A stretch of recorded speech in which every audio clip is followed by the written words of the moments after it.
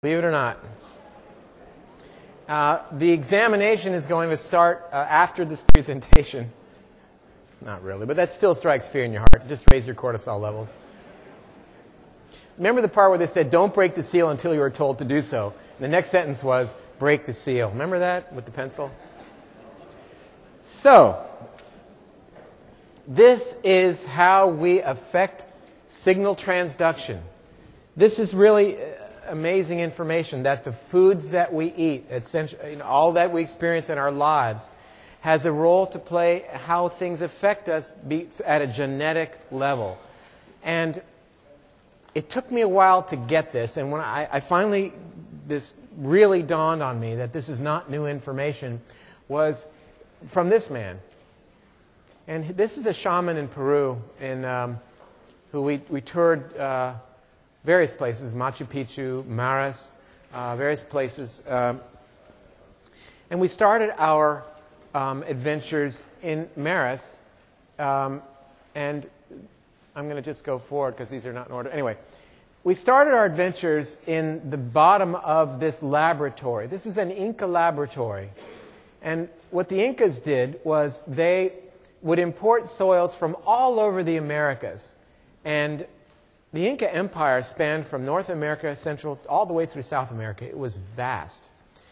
They would import soils from all around their world and grow various crops to see what was the effect, what was the best growing conditions for their crops. But beyond that, how did the various people who ate the specific foods, how was their health or physiology? What could they improve by giving them certain foods?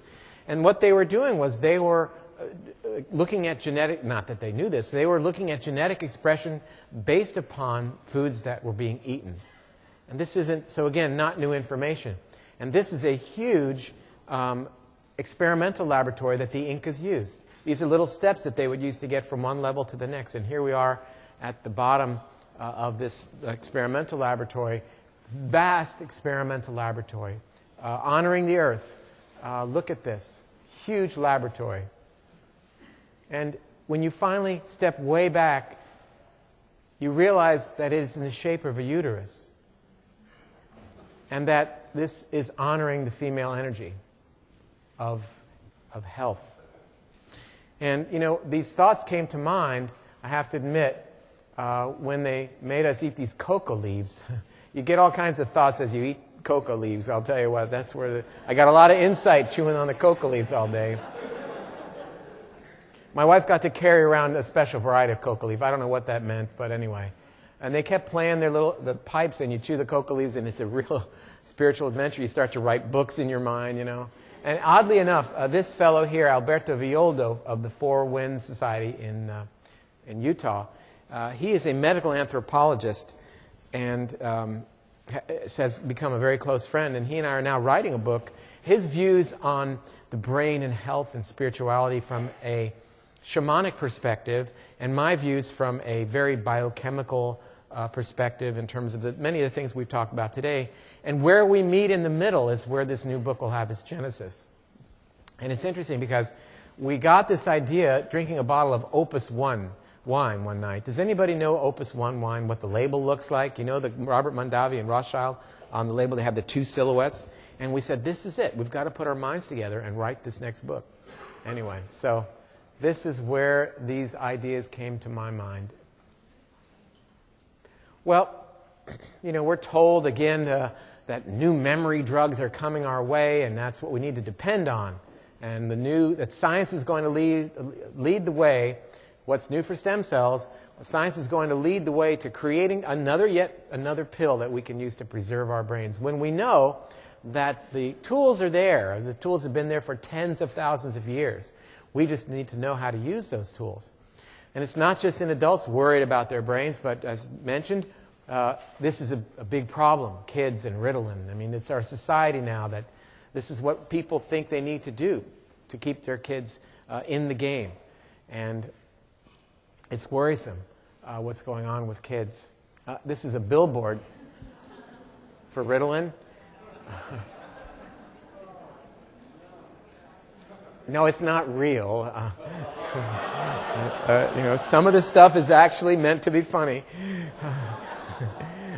Well, this is how Ritalin happens. This is a brochure given to parents from a pediatrician's office about ADHD. This came from, well, you'll figure out who it came from, Understanding ADHD. Look at it's great because look how this kid's talking to the doctor. Well, I can't keep up with the kids, and now that ostensibly this kid's been treated, now he's a virtuoso, on and on. Well, here's the problem child, you know. He's playing with paper, and he's playing with his pencil, and, you know, I don't know. This kid's suspect in my mind. Look at her onychomycosis. I mean, this kid's a mouth breather here. This kid looks like he's a couple bulbs short of a tanning bed. But lo and behold, you can help. And then there's something we did here, obviously. Work with your child's doctor. And then when they say, how much is 2 minus 1, everyone raises up one. Oh, he raises up his hand. But, you know, what's going on with this kid? I submit, maybe he's designing a new space shuttle or a rocket, or who knows what he's doing. He's probably bored, I would say. Look at him. The kid looks bright. He's focused on what's going on there.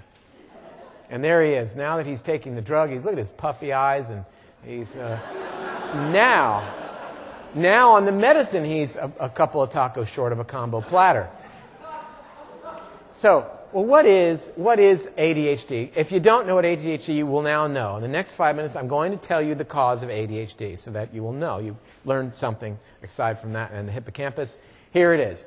When brain chemicals are at normal levels, messages can cross the gaps. But when brain chemicals are at low levels, messages cannot cross the gap between nerve cells.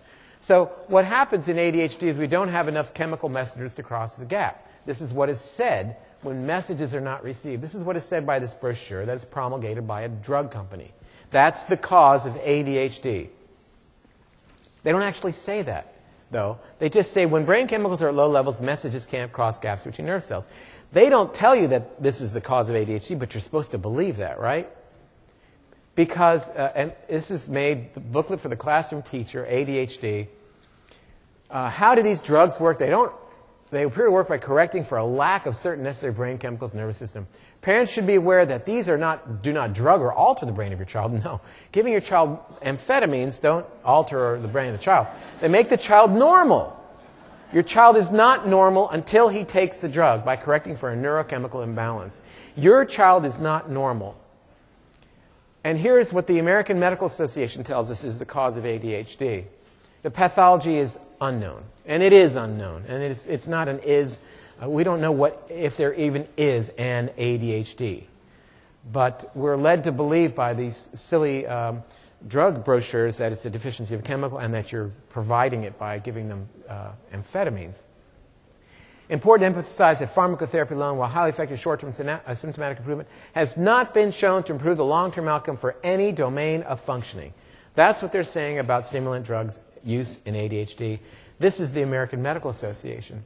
The United States is the only country that embraces the idea that a large number of our children are suffering from this neurobiological disorder that needs potent psychostimulant treatment, medicines that work by stimulating the cocaine receptors in the brain. Many books are out now and have been out talking about what's going on, what we should be doing. It's 10 to 12% of all boys. It's now really up to 20 to 25% of school-age kids are on some sort of medication or other. The sales growth of these drugs is vast, 8% year on year. The value of the ADHD market is $2.6 billion back in 2005. Global sales of ADHD drugs forecast to reach $4.3 billion, and 90% of those drugs are sold in the United States. So this is what we see happening in our schools. And, you know, my kids tell me that in there they know that there's a certain segment of their class that at lunchtime has to go to see the nurse to take drugs. It's ubiquitous. And our kids have gone to some nice, you know, regular, good schools. And, you know, 20% of the kids are getting up at lunchtime and visiting the nurse and taking their, and don't even care that people know about it. There's no stigma attached to it because it's so common now. Well, we'd like to think that's how these drugs are being used. Continued ADHD overdiagnosis prompts schools to streamline their drug administration. Water, Ritalin. This is what we'd like to have, though. We'd like to have this healthy, wonderful baby. And you have to ask this fundamental question then. Are we asking too much of our kids?